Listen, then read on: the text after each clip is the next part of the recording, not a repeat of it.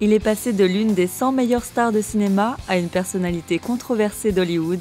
Bienvenue sur WatchMojo.com et aujourd'hui nous allons jeter un coup d'œil à la carrière légendaire de la superstar Tom Cruise. I feel the need for speed.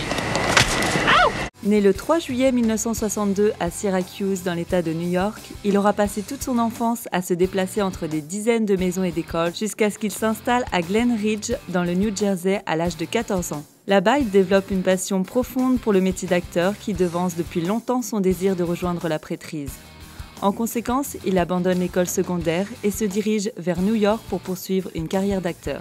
Il fait rapidement ses débuts au cinéma avec un petit rôle dans le drame romantique de 1981, Endless Love. Plus tard cette même année, il obtiendra un rôle plus important aux côtés de Sean Penn en jouant un cadet enthousiaste et naïf dans le film militaire Taps et apparaîtra dans l'adaptation cinématographique de Francis Ford Coppola, The Outsiders. We're taking Evie and Sandy, which means no kids allowed.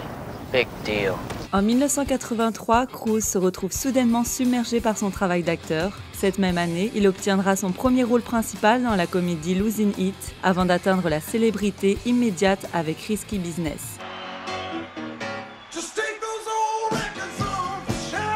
Il deviendra par la suite la star du box-office et sera payé $1,5 million pour jouer dans le film fantastique de Ridley Scott, Legend, et 4 fois plus pour son rôle d'un pilote de chasse, le lieutenant Pete Maverick Mitchell, en 1986 dans la superproduction Top Gun. You can be my wingman anytime. Bullshit. You can be mine. Il nous livrera ensuite une série de représentations acclamées par la critique et le public, comme celui d'un gigolo dans The Color of Money, aux côtés de Paul Newman, et en interprétant l'égoïste frère d'un homme atteint d'autisme sévère dans Rain Man. Mom, you're hot. We are red hot. The Bad Brothers kicking ass in Vegas. We look forward to it. We got Cleopatra and Caesar over there waiting for you. Il ira ensuite à l'encontre de son image guerrière en apparaissant dans le film d'Oliver Stone, Born on the 4th of July, avant de rencontrer sa future femme Nicole Kidman sur le tournage de Days of Thunder. You are selfish, you're crazy, and you're scared. I'm not scared. Peu de temps après, il partage la vedette avec Jack Nicholson dans le drame militaire A Few Good Men. Dans une tentative de bouleverser un peu les choses, il jouera ensuite face à Brad Pitt dans Interview with a Vampire. God kills indiscriminately. And so shall we. Et s'il ne prenait pas déjà toute la place au box-office, il le fera assurément avec la sortie de son remake de la série télévisée Mission Impossible, qui sera succédé de plusieurs suites à gros budget. Ironiquement, il incarnera à merveille le slogan mis en vedette dans le film Jerry Maguire.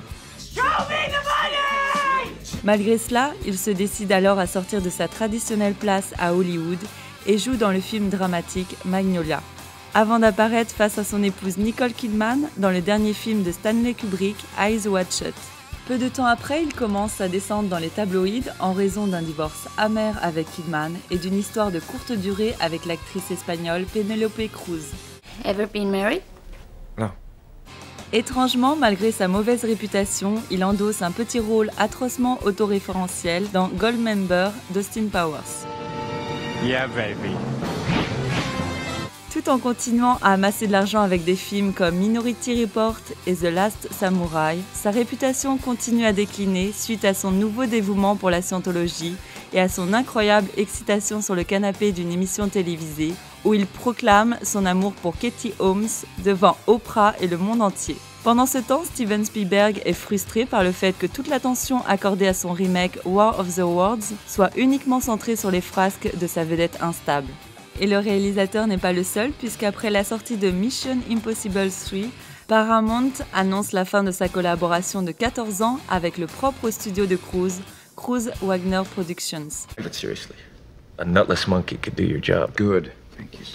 Cruise montrera son indignation et ripostera en jouant le rôle hilarant d'un producteur grossier dans Tropic Thunder, un rôle dans lequel Cruise est à peine reconnaissable. Prouvant qu'il est impossible à arrêter, il retourne jouer dans le film d'action comique de 2010, Night and Day, et annonce qu'il reviendra pour le 4e volet de Mission Impossible.